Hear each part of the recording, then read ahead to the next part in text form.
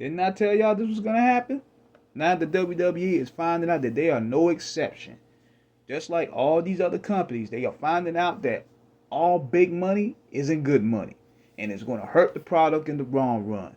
See, NBA hoop stands, like wrestling fans, especially WWE stands and now AEW stands, they love using that, they love retorting that tired argument. Ooh, the product is evolving. This is better than the 90s. They're making more money than ever. Did you see the gate? Did you see how much streaming distribution deals they're getting? There's people loving the NBA. There's people loving AEW. I will ask them this first of all. How much are you personally seeing? Because I don't never understand a fan's perspective of arguing on the behalf of a company making money. See, it's only great when when they're making money off what's considered a hot product. Now the hot product has to be just also generating interest. Fan interest got to be level as well. It ain't just being a hot product. The fan interest got to be there. And I'm thinking, what they're doing, how they're getting these distribution deals, how these companies do, they're very slick. Vince McMahon did some shit like that. What they're probably doing, they're going to these companies and they're playing old highlight packages. Now the company is worth billions. The NBA, the NFL, the NHL, AEW, they're all worth billions. So what do you do to these companies? You send them old highlight reels. Old ass highlight reels of Hulk Hogan slamming Andre the Giant, Stone Cold and The Rock, John Cena. You sending them old shit and they give you a shit ton of money in front of it. So now what happens? Why you think when they do these Saudi shows, they want these old legends back? Because what they're doing is they're selling you the old product. They're selling them the old product thinking it's new. It's the biggest finesse job out there.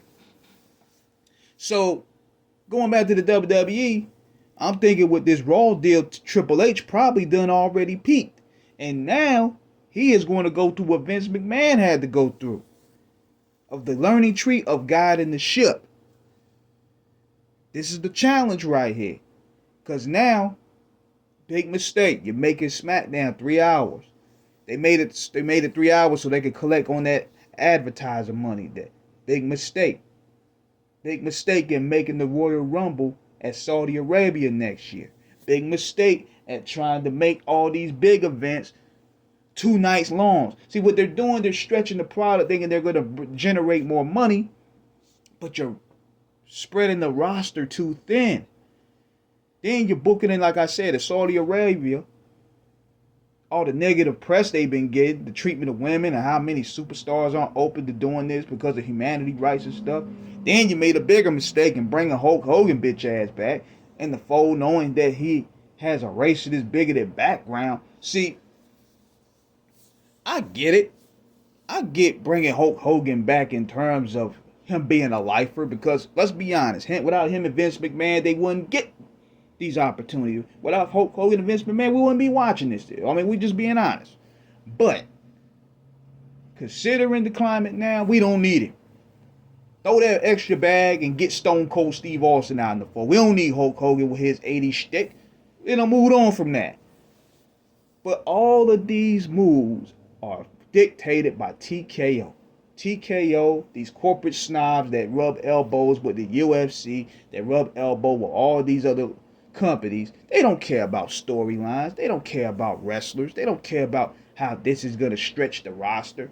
They don't care how their ticket prices is going to outprice fans like us.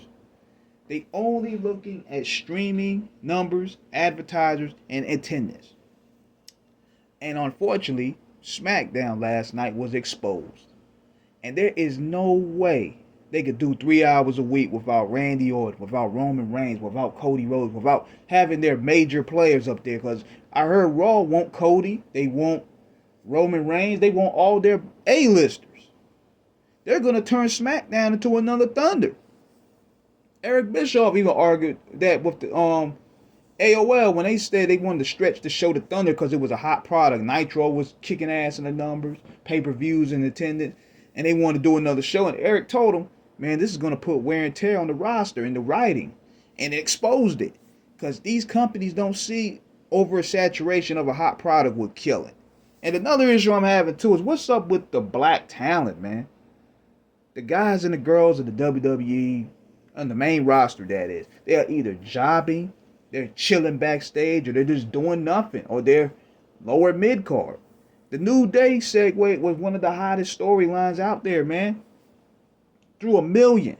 Why aren't they not doing anything else other than talking and trolling backstage? Melo Hayes is always backstage. The Street Profits is MIA. Omos is MIA. You got Bianca and Naomi mid card and losing. All on behalf of Triple H's indie midget, white boy, white girl favorites. And they not even drawing a load like that. Like these DIY motherfuckers. We don't care about them. But they push them. Karrion Kross, we don't really care about him. I mean, you start to really see that they shot their load with, and really a whole month of writing in that Netflix Raw. And now you start seeing the whole. So now it's like, damn, what we do with the bloodline now? We probably was going to plan this at the Royal Rumble and then go from there with Solo and Roman. Roman Reigns that got the Ula follow back and all that. So where are we going to go in the meantime?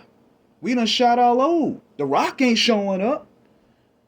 This is the problems. They always booking in the corner, man. And now, Triple H can only do so much, y'all. Triple H is only the creator.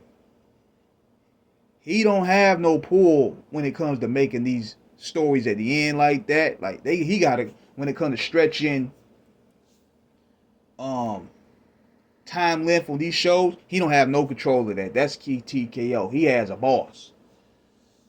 And they only see money. They don't see anything else other than that. So let me know what you guys think in the comments, man. Subscribe, hit the like button, holla.